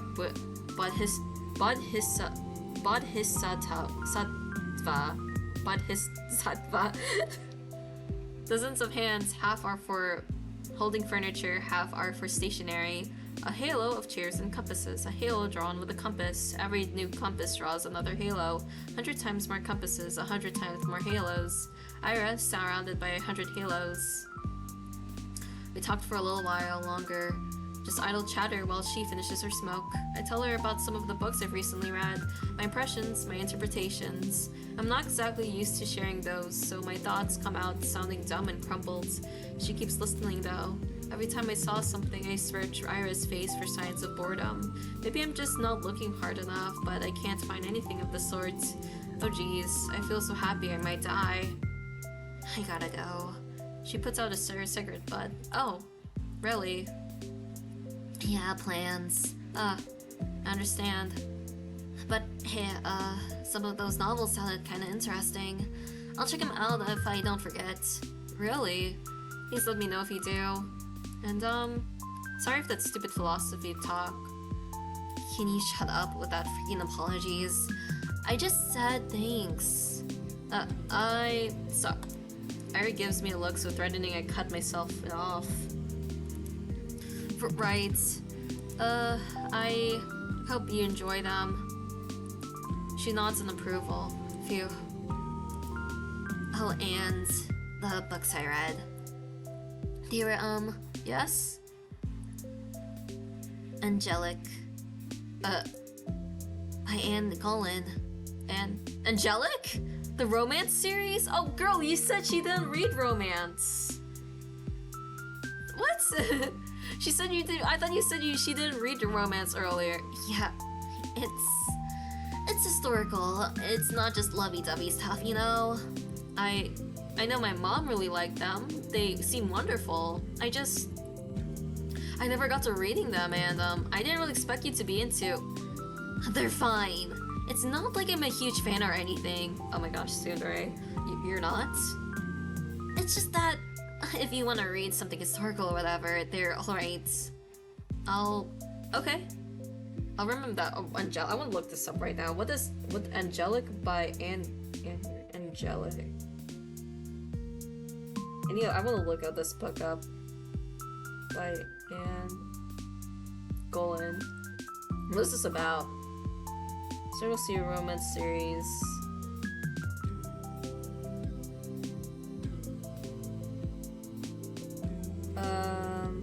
The West. She marries a young man, the romantic.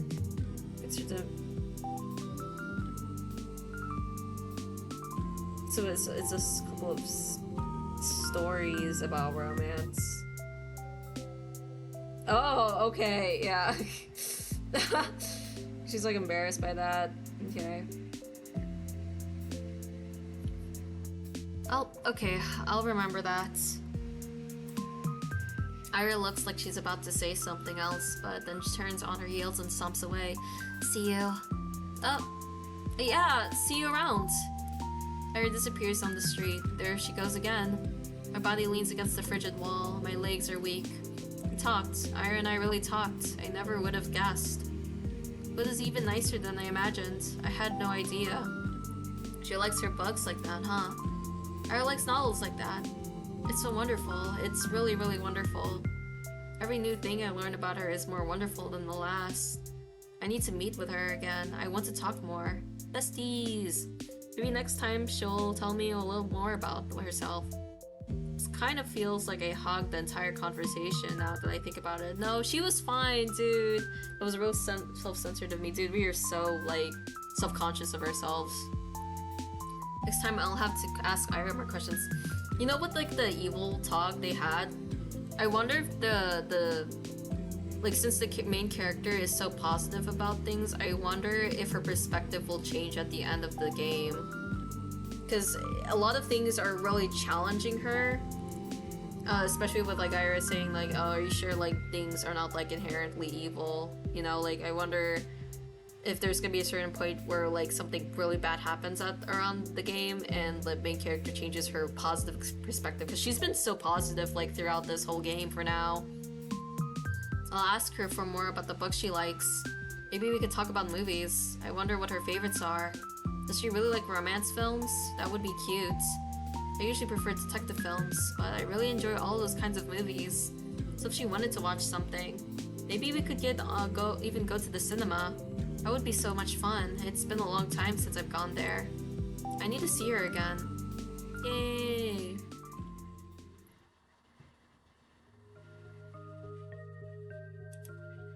She skips even more often than before. No point in keeping up with classes if you're getting expelled anyway. I guess that's Ira's modus operandi. Die or something. So to some degree, I understand it. But I still wish she showed her face from time to time, if only for her one lesson. We probably wouldn't even talk if she came. It's not something we ever do in class, so I don't expect anything in that regard. Just seeing the back of her head would be enough. What's with you, Shibuya? Huh? You're all smiles. Finally taking my advice to heart? What advice? Looking like you're about to hang yourself for a change. It's great to see, really. Yeah, it is great. We're so proud of you. How about brushing your hair next? That grin makes you look like a basket case. Thanks, Phantom. I'll do that. You're welcome. He grabs my English notebook off the table. Payment for my services. His friend chuckling along. I couldn't care less about that. Even though she isn't here today, I don't mind. I know we're going to see each other soon. I'm not going to do everything to bump into Ira again. I'll walk the whole town up and down so that we see each other. I'll scour every corner of the place to find her.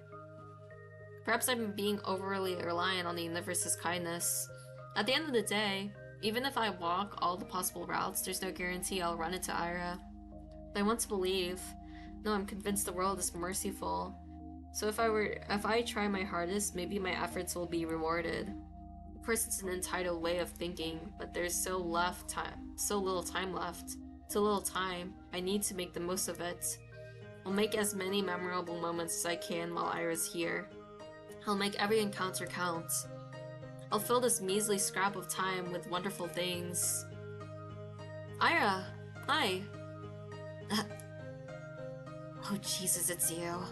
She sighs with a mixture of relief and irritation. I barely hold it in a giggle. I'm so glad to see her. It really worked. Spotted Ira between the rows of garages on the edge of town. She was crouching down by the window wooden will, hugging a thermos with one hand and holding a cigarette in another. What are you doing here? What does it look like? Meditating? Wrong answer? Ira shakes her head and looks back at the ground. Huh. The rush of joy that was washed over me when I first noticed her began to dwindle. Now that I would take a closer look, I don't think I've seen Ira curled up in this way before. I think about her posture screams exhausted. But why out here? Are you okay? She mutters something. Huh? Being on me. What was that? I didn't quite catch it. I take a tentative step towards her, but Ira's scowl stops me dead in my tracks.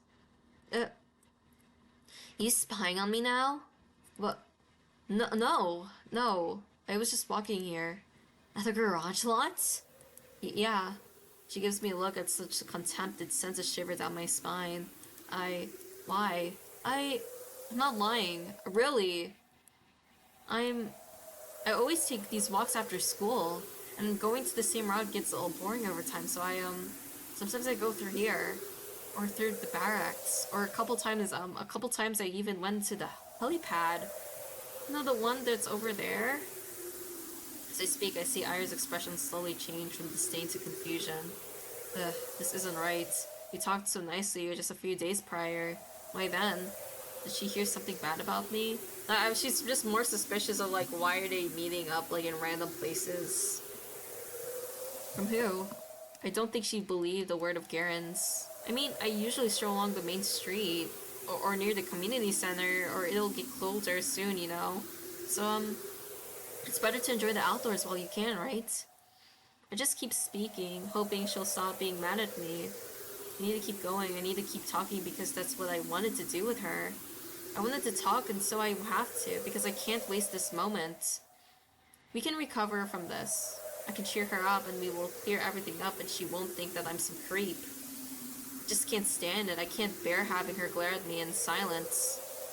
And, you know, the views are really great here on the outskirts. The sky is bigger, and you can see way into the tundra, and... what I mean is, I didn't think you'd be here. That's a lie. A little more of a half-truth. Hope she'd be here like I hope she'd do wherever I went. It's just that this isn't what I imagined at all. Not after our last meeting. Not after everything. She's just staring at me. For a moment her eyes soften, but then she closes them as if she'd just been looking at me was wearing her out. She takes a drag and turns away from me. God. Can't I be alone for 5 minutes? I'm sorry. I wait for her to respond with something like, why are you apologizing again? Cut it out, or even just whatever, it's fine. If she doesn't say anything. I'm sorry. I'll be going then. Goodbye. Silence. I walk away. Something bad probably happened to her. Cold wind blows in my face. The mounds of snow are on garage roofs, smooth and soft. When blizzards hit, they'll get completely buried. I'd like to have a snowful hill form over me too. They look cozy. Actually, I wonder what Ira carries in her thermos. I guess tea would be the obvious answer, but what if she's on the one of those people that like to have some warm soup with them? That would be cute. I should have asked her about it. I feel like I'm going to cry.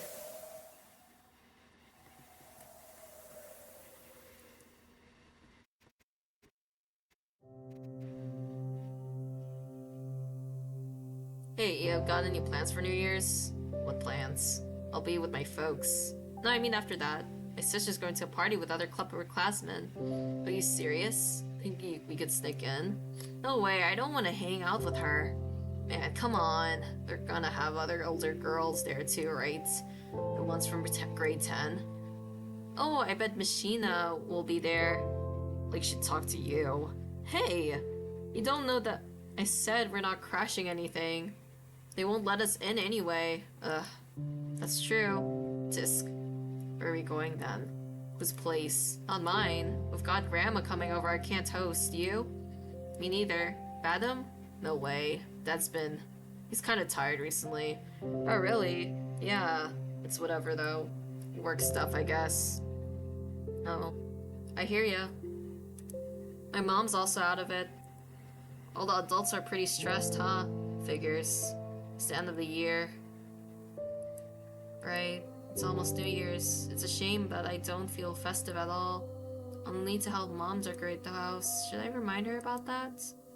Feels like all of us kind of forgot about the holidays. At least I did. Well, maybe I didn't really forget. The end of the year has been looming in the back of my mind, but not as a cause for celebration. All I could think about were the days counting down to the moment Ira would move away. Ira. She's absent again. I'm not surprised. I wish I could clear things up with her.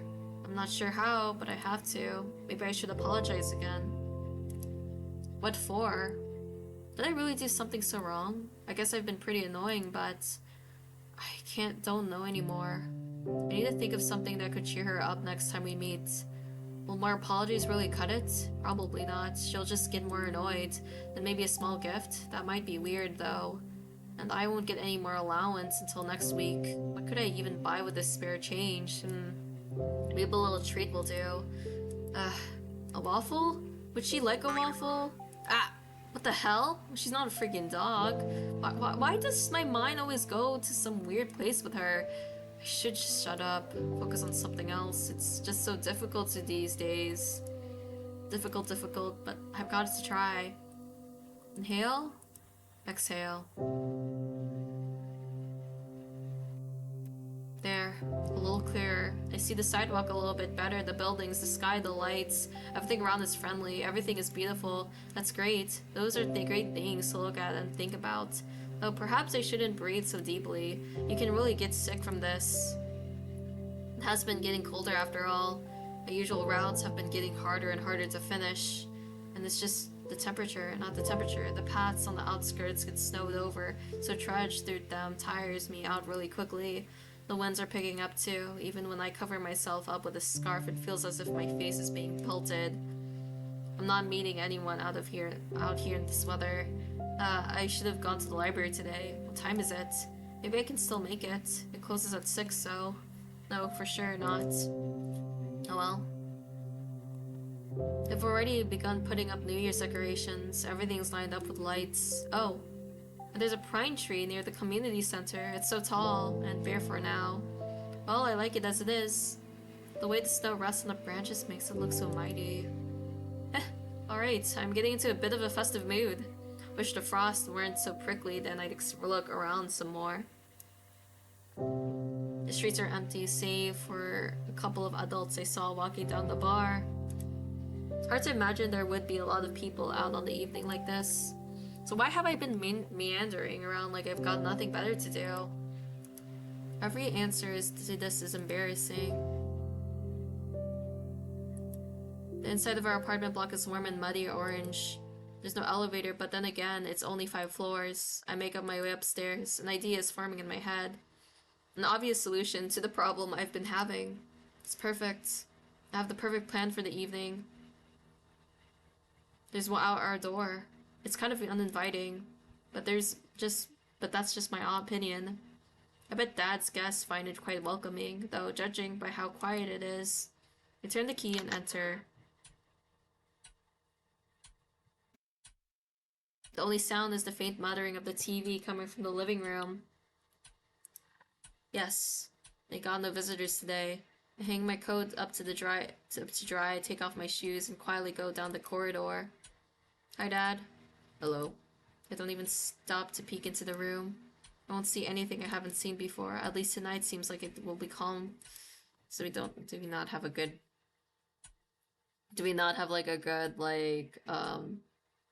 time when we're like with our family? I wash my hands. When I exit the bathroom, I hear a soft voice from the kitchen. Out with friends again? Mm-hmm. Hi. My mom nods her head, staring in front of her. She's smoking again. I go in and open the window and then turn on the lights. She squints from the sudden brightness. You want some tea? I'm setting the kettle. She shakes her head.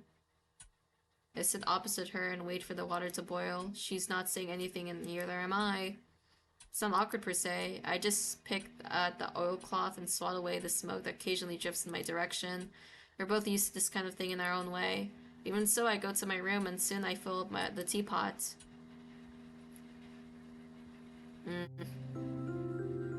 I don't like locking myself in here. I do it every time, and every time I swarmed with nasty thoughts. Can't even spend some time with your own mother. You run away from her, even though she has it hard, so hard. You traitor. No, brat, ungrateful filth.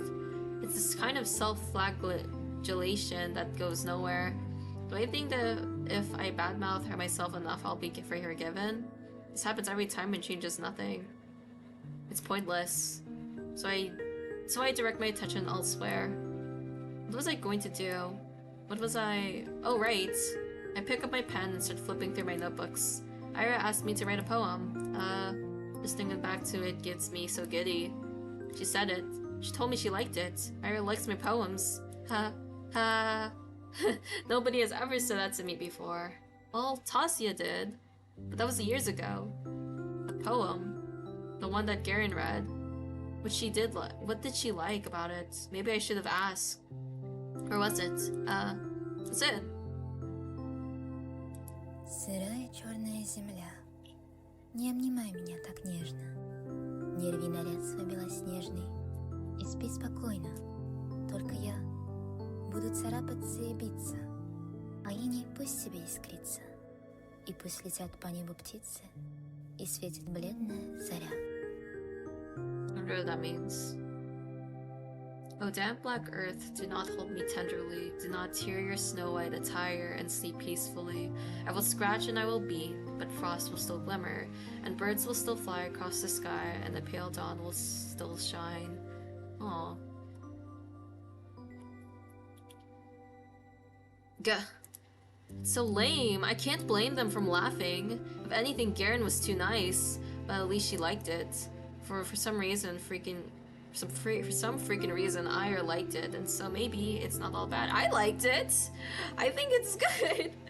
Girl, believe in yourself. Maybe I can make something worthwhile. At least worthwhile in Ira's eyes. That's all I really need. She got angry at me the last time I saw her. I don't know why. I mess up a lot. I really mess up a lot. I doubt she was a bad mood because of me. But I definitely didn't help. But now I will. Maybe if I do this, she won't be so mad anymore. I've been really trying since that day. The day she helped me with the diary, I mean. I've been trying, but I just can't get the words to flow right. Today, though, I really want to do this today. I think I can do it. Huh. I'm like a kid that only does their homework when their parents yell at them. I don't even know when she will show up to school again. Bumping into her on the street's a tough bet, especially with this weather. Well, I'll try anyway. I've not got nothing else to lose. What's the worst case scenario? Appreciating gorgeous scenario? Heaven forbid. I'm gonna enjoy this to hell and back. And when I hand that poem to Ira then it will be all worth it. Yeah, drink some water.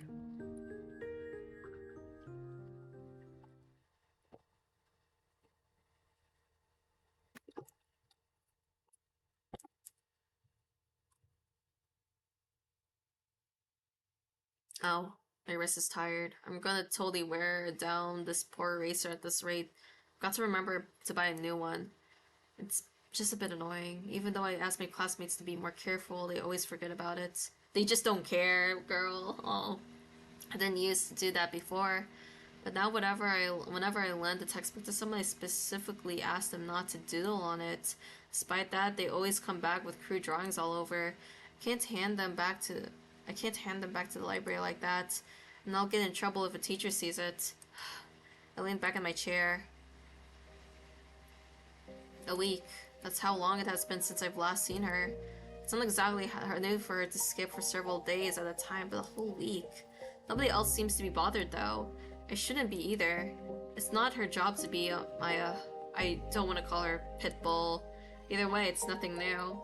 Nothing new, nothing bad. Ira is taking in the town she's grown to love. Who knows when she'll return here after she moves out. I get that. I would do the same. But still, I just wish I could see her. Is she still mad at me? I really hope not. But if she is, I have just the thing to help it. That's right. It's done. I wrote Ira a poem. I wonder how she'll react. I wonder if she'll like it. I really hope she likes it. Maybe she'll smile. Or what if she gets flustered? That would be cute. I want to see her make that face again. I keep walking around. I don't really expect to see her at this point. It just feels like a duty I need to fulfill. Like a soldier patrolling the streets. Wow, that sounds pretty cool. And it's not like the weather is harsh all the time. Real colds will settle in a couple of weeks. The wind can get annoying after a few hours, but aside from that, it's bearable, it's pretty, it's all good. The main road. The 2 residential streets, the community center, the helipad, the garages, the parking lot, the school, the stadium, the research center, the kindergartens, the barracks. I've seen it all 1,000 times. Perhaps somewhere deep down I am a little tired of this view, but I can't hate it. And I can't pretend like I won't miss it when it ceases to exist. When I finish school, I'll go to university. I'll tell everyone I'm from Vorkuta, not Vorkuta 5. Because Vorkuta 5 doesn't exist. People from Vorkuta 5 do not exist. The ones outside will ask me something about Vorkuta, the real Vorkuta, and I'll answer with zero hesitation. If I couldn't do that, I wouldn't be allowed to leave at all. To leave Vorkuta 5, you have to deny its existence. Have to deny its existence no matter how much I want to exist. I wonder why. I have to deny. I have to. But it's tough. So tough that I'm not sure I'll ever manage. Realistically, I'll probably slip up and blurt out everything incongruent. I do slip up a lot. I hope I'll get better at it by then. Maybe I should stop. I lower my scarf and take a big breath. Ouch. I'm seriously gonna catch a cold from this.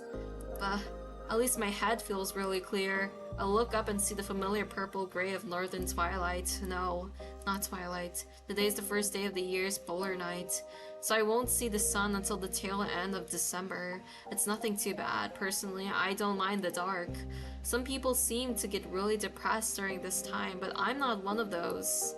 If I stay out for just a little longer and wait for the clouds to clear, I'll see the stars come fully into the view. It's a beautiful sight, especially from here, from the barracks. Far better than the dinky sliver of the sky I'd see from my apartment windows.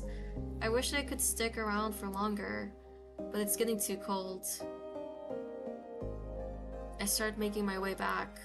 Decrepit rows of worker housing disappear behind bigger and bigger homes.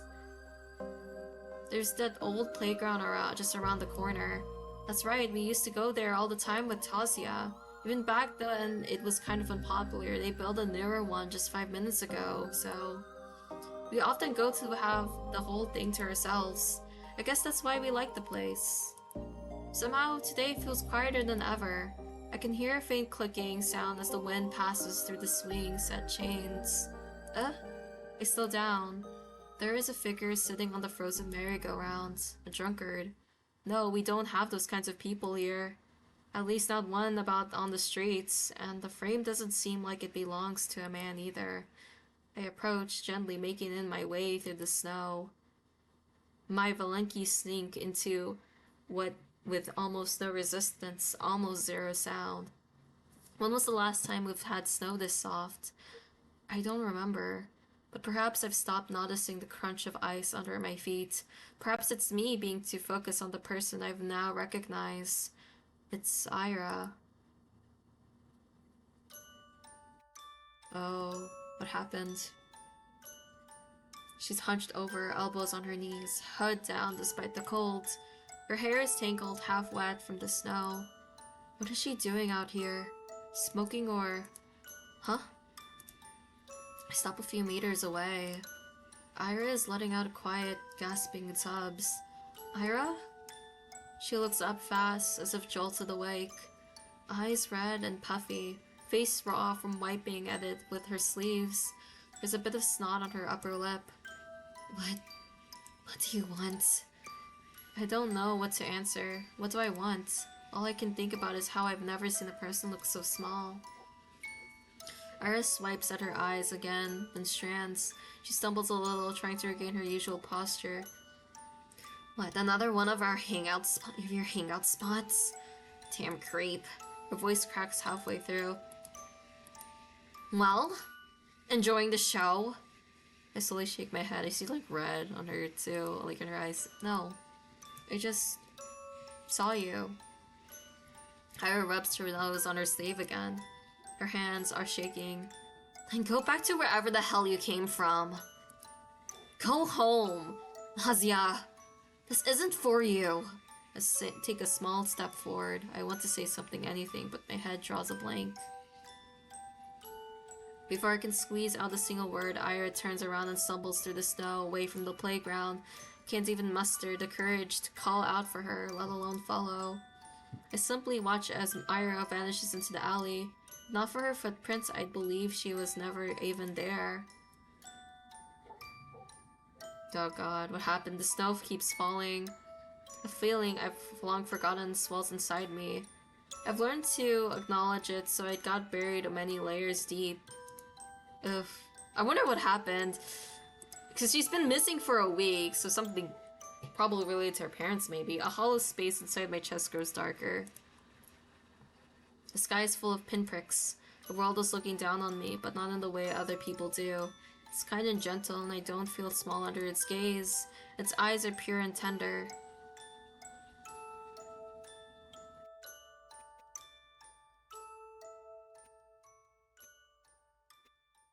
Damn, you would think in that scenario something like good would have happened between them, but no, it's just kind of like we saw her cry and that's it. Episode 1 ends. I wonder if that was the last time we saw her then. Episode 2, Marina. Okay. So I think I'm gonna stop here. That was like a good chunk of the episode. So we got to find out like what the relationship was like. So they weren't really friends, but Iris seemed to care about her being bullied. So yeah. I guess they were like they were between like acquaintances and friends. So like the main character really wanted to be friends with her, wanted to be at least close to her, but I guess we just never had that. Unfortunately, we did not have that case at all. And it seems like Ira was busy with something, maybe related to her parents or something else.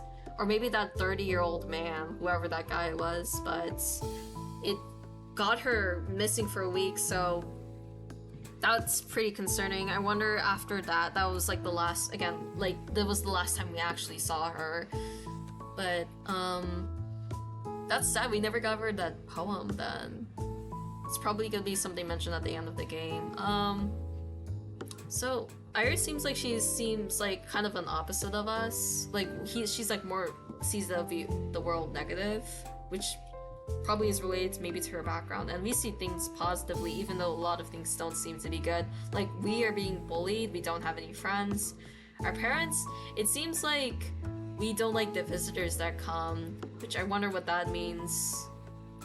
And like we don't really seem to have like the greatest relationship with our parents, and it doesn't seem like they're too bad with us, except like when the mom like has smoke come to her face. That's pretty weird, but yeah, it's just like not the greatest relationship either. Like they don't seem to do anything like really bad towards us, but there's nothing anything good with it either. So yeah, it's really interesting because like our character is so positive and a lot of bad things are happening to her. So I'm wondering if our perspective will actually change. We'll see. I will continue this game tomorrow. So tomorrow I'm gonna try finishing episode 2. I don't remember, or I actually don't know how many episodes this game has, but I'm assuming episode 1 is like around 2 hours, so maybe there might be 4 episodes. We'll see, because there's 4 main characters. We already talked about Ira, then this is Marina, so maybe next one would be Garen, and then it would be us, because there's again 4 main characters with 4, I guess, sprite models, and I guess we're gonna focus on them. I wonder what Garen's is gonna be like, because he's such like an asshole right now. How is he gonna get involved in this whole thing? I wonder. But anyway, that's all for today. I am going to continue this tomorrow, so hope you guys have a good day wherever you are. Bye.